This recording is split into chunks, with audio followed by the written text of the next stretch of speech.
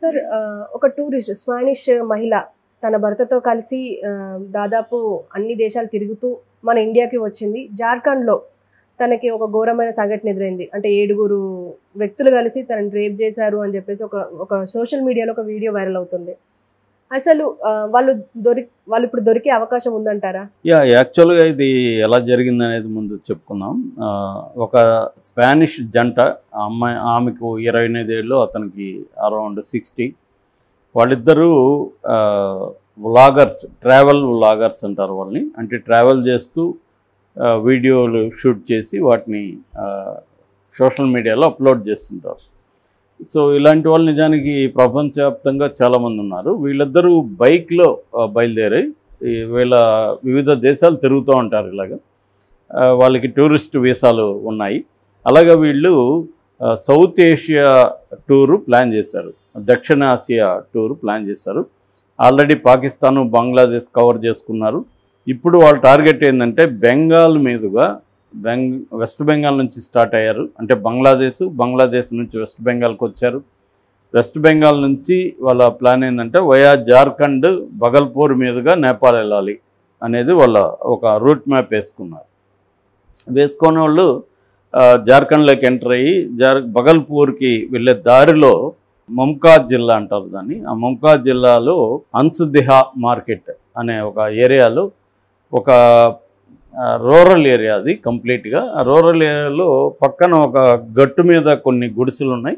దానికి ఎదురుగా కొంత దూరంలో వ్యాస్ట్ ల్యాండ్స్కేప్ ఉందన్నమాట. ఖాళీ ప్రదేశం ఉంది. అటు ఒక చిన్న కొండ, ఇటు ఒక చిన్న కొండ, అటువంటి ఉన్నాయి.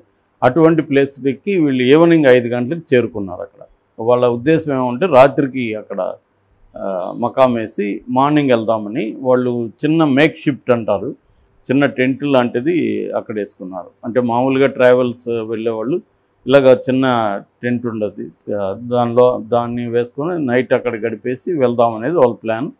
అలా వేసుకున్నారు. అరౌండ్ 9-9:30 ప్రాంతంలో వాళ్ళు పడుకున్నారు.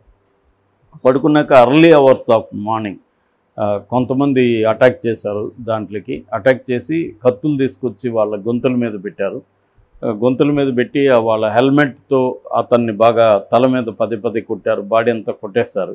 ఈమెను కూడా గాయపరిచారు. గాయపరిచి అతన్ని పక్కకు లాగేసి ఈమెని 1 by 1 7 మంది కలిసి సామూహిక అత్యాచారం చేశారు. చేసిన తర్వాత కూడా గాయపరిచారు, చంపేస్తామని బెదిరించారు. ఎవరికైనా చెప్తే చంపేస్తామని. దాని తర్వాత వాళ్ళ దగ్గర ఉన్న వస్తువులు, వాళ్ళ దగ్గర మామూలుగా తక్కువే ఉన్నాయి, కొద్దిగా డబ్బులు, కరెన్సీ ఉంది, వాటినంతా తీసుకొని వెళ్ళిపోయారు. తర్వాత పోలీసులు పెట్రోలింగ్ వెహికల్ ఆ ఏరియాలకు వచ్చినప్పుడు చూస్తే వీళ్ళు స్పృహ లేకుండా ఇద్దరు పడిపోయినారు. అప్పుడు వాళ్ళని పలకరిస్తే వాళ్ళేమో వాళ్ళకి ఇంగ్లీష్ రాదు, స్పానిష్ భాషలో చెప్పారు.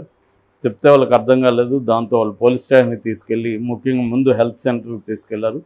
అక్కడ వాళ్ళు గూగుల్ ట్రాన్స్లేషన్ సహాయంతో డీటెయిల్గా విషయం చెప్పారు.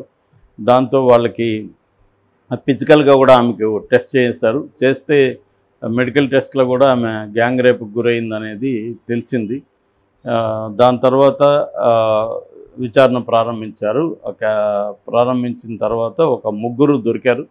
అందులో ఒక అతన్ని మాత్రం ప్రత్యక్షంగా పాల్గొన్నాడు. సో అతన్ని పట్టుకున్నప్పుడు అతన్ని పోలీసులు వాళ్ళ పద్ధతిలో కొట్టారు. దాంతో అతను మొత్తం వివరాలు చెప్పాడు, కన్ఫెస్ చేశాడు, మేము చేసింది వాస్తవమని.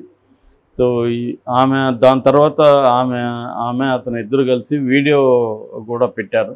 వీడియో పెట్టడంలో వాళ్ళ ఉద్దేశం ఏమంటే ఇది ఇంకెవరికి జరగకూడదని, అలర్ట్ చేద్దాము టూరిస్టులు, ఇలాగా మాలాగా వెళ్ళే వాళ్ళు చాలామంది ఉన్నారు అనేది ఆమె ఉద్దేశం. సో వాళ్ళిద్దరు కలిసి ఆ వీడియో పెట్టారు. ఇప్పుడు ఏమైందంటే ఇది దేశవ్యాప్తంగా, ప్రపంచవ్యాప్తంగా సంచలనమైంది. ఎందుకంటే స్పానిష్ సిటిజన్స్ కాబట్టి వీళ్ళిద్దరూ ఒక ఫారిన్ ట్రావెలర్స్ని ఇలా చేయడం అనేది ఈ మధ్యకాలంలో జరగలేదు. అంటే గతంలో చాలాసార్లు జరిగాయి.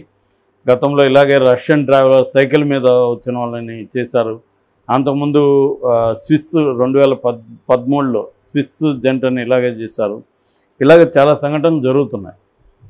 మనకేంటంటే దురదృష్టం, ఏ సంస్థ కూడా వీళ్ళ ఫారినర్స్ మీద జరిగే లైంగిక దాడుల్ని స్టాటిస్టికల్ డేటా ఇవ్వట్లేదు, ఎన్సీఆర్బీగా ఇవ్వట్లేదు. ఇంకొక సంస్థ ఉంది, NDSO అనే సంస్థ, అంటే national database for sexual offences అని. అందులో కొంత వరకు ఇస్తున్నారు, కానీ ఫారినర్స్ సపరేట్గా ఇవ్వట్లేదు. ఈ డేటాబేస్ ప్రకారం NDSO ప్రకారం 2008 నుంచి ఇప్పటి వరకు 4,40,000 మంది రేపుకు గురయ్యారని చెబుతున్నారు. అంటే మనకేందంటే ఇంకా చాలా వరకు రిపోర్ట్ అవ్వడం లేదు రేపులు. అందుకని ప్రపంచ డేటాతో పోలిస్తే ఇండియాలో తక్కువగా ఉంటుంది. ప్రపంచంలో ఫర్ ఎగ్జాంపుల్ అమెరికాలో 1,00,000 మంది మహిళలకు 27 మంది రేపుకు గురవుతుంటే, ఇండియాలో 1,00,000 మంది మహిళలకు 2 మాత్రమే రేపుకు గురవుతున్నారు. సో ఆ రకంగా అంటే ప్రపంచంలో అనేక దేశాలతో పోలిస్తే ఇండియాలో తక్కువే, కానీ అయితే ఇండియాలో గతంతో పోలిస్తే పెరుగుతున్నాయి. సో ఇది అలార్మింగ్గా పెరుగుతూ ఉంది. ఇది వీళ్ళ మీద, ఫారినర్స్ మీద జరగడం అనేది మామూలుగా ఫారినర్స్ మీద జరిగితే స్ట్రిక్ట్గా గవర్నమెంట్స్ తీసుకుంటాయని ఒక భయం జనాల్లో ఉంటుంది. అందుకని ఫారినర్స్ జోలికి ఎక్కువ వెళ్ళరు. అట్లాంటిది వీళ్ళు అంత ధైర్యంగా చేస్తారంటే ఎయిదర్ దే ఆర్ ఇగ్నోరెంట్, వాళ్ళకి ఈ విషయాలు తెలియకపోవచ్చు, లేదా చేయాలనిపించేది చేసేసిన తర్వాత కాన్సిక్వెన్స్ వస్తాయి. ఇంపల్సివ్ అంటారు, అంటే వాళ్ళకి ఫారినర్ ఉంది, అమ్మాయి అందంగా ఉంది, చూశారు, సో వాళ్ళు ఎక్కడ ఉంటారు ఏంటి ప్లాన్ చేసుకున్నారు, వచ్చి అటాక్ చేశారు బాగా గార్డెన్ నిద్రలో ఉన్నప్పుడు. సో అటువంటి ఇది కూడా ఉండొచ్చు. ఏదేమైనా వీళ్ళని పట్టుకున్నారు. రెండోది, ఇక్కడ జార్ఖండ్లో ఆల్రెడీ మనం చెప్పుకున్నాం, హేమంత్ సోరెన్ని అరెస్ట్ చేశారు ఈడీ. అందువల్ల బీజేపీకి అక్కడ సంకీర్ణ కూటమికి మధ్య క్లాష్ ఉంది. దానివల్ల ఈ ఇష్యూని బీజేపీ చాలా బలంగా తీసుకెళ్తుంది.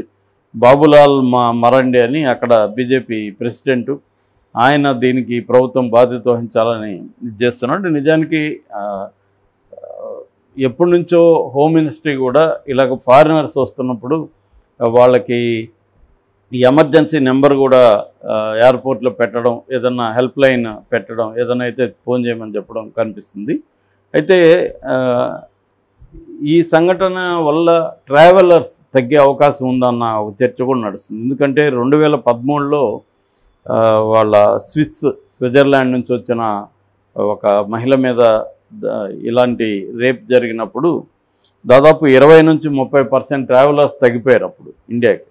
ఎందుకంటే ఇది వైడ్గా సర్క్యులేట్ అవుతుంది. ఇప్పుడు మనమైనా ఏదన్నా దేశం పోతే అక్కడ రేపులంట లేకపోతే చంపేస్తారంట అని వచ్చినప్పుడు మనం దాని బదులు ఇంకో దేశం పోదాం అనుకుంటాం. సో భయం వేస్తుంది, మనం సెర్చ్ చేస్తాం, how safe it is for women అని సెర్చ్ చేస్తారు ఎవరైనా ఒక కంట్రీకి వెళ్ళే ముందు. ఆ ఇండెక్స్ వస్తుంది. సో ఇది సేఫ్ కాదు ఇండియా అనేది వచ్చినప్పుడు రావడం మానేస్తారు. మనమేమో ఒక పక్క మోడీ ఆ మధ్య కూడా వెడ్డింగ్ డెస్టినేషన్ వెడ్డింగ్కి వెళ్ళొద్దు, ఇండియాలోనే చేసుకోండి అని ఆయన పిలిపిస్తున్నాడు. తర్వాత మాల్దీవ్స్కి వెళ్లకుండా లక్షద్వీప్లో డెవలప్ చేద్దామని ట్రై చేయడం, ఇవన్నీ చేశారు కదా. సో దానికి భయంకరమైన అది ఒక పక్క ఒక రేటింగ్లో అది పెరుగుతూ ఉంటే దానికంటే నెగిటివ్ రేటింగు ఇది ఇలా ఉందన్నమాట. మన వైలెన్స్, మన క్రైము, మన సెక్సువల్ అఫెన్సెస్ అనేవి ఆ స్థాయిలో పెరుగుతున్నాయి. సో దీన్ని సీరియస్గా తీసుకోవాలి. అయితే ఇక్కడ వీళ్ళిద్దరూ కూడా కొంత అంటే కేర్లెస్ అనలేము, కానీ ఒక నమ్మకంతో ఉన్నారు వాళ్ళు.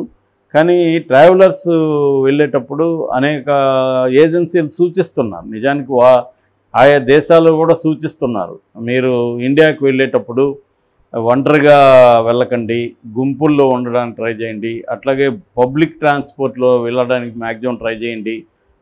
నైట్లలో ముఖ్యంగా ప్రైవేట్గా వెళ్ళినప్పుడు లోకల్ పోలీస్ స్టేషన్కి ఇన్ఫామ్ చేయండి. ఒక సిటీలో దిగితే, ఆ టౌన్లో దిగితే లోకల్ పోలీస్ స్టేషన్కి ఇన్ఫామ్ చేసి వాళ్ళ నెంబర్ తీసుకోండి.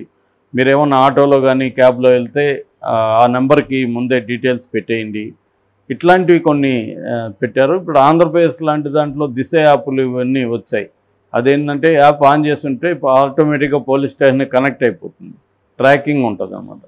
ఇటువంటివి ఈ మధ్య వస్తున్నాయి, అదే యూజ్ చేయమని చెప్తున్నారు.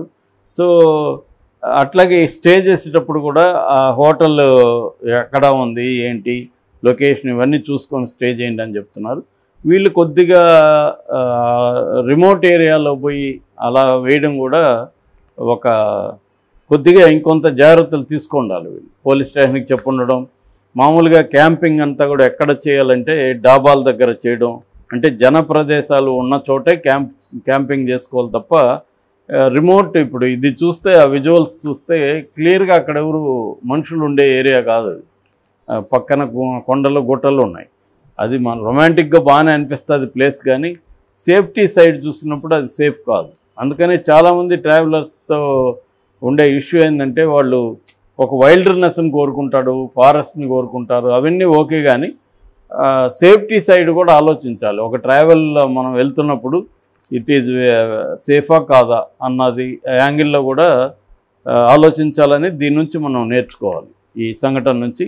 అట్ ద సేమ్ టైం వీళ్ళకి సివియర్ పనిష్మెంట్ అయితే పడుతుంది, సివియర్గానే మేము తీసుకుంటామని ఇటు సెంట్రల్ గవర్నమెంట్ చెప్పింది, ఇటు స్టేట్ గవర్నమెంట్ కూడా చెప్పింది. ఆ రకంగా త్వరగా ఫాస్ట్ ట్రాక్ కోర్టులో శిక్ష పడి దాన్ని కూడా వైడ్గా పబ్లిష్ చేయగలిగితే కొంతవరకు ఫారినర్స్ మీద అటాక్స్ తగ్గే అవకాశం ఉంది.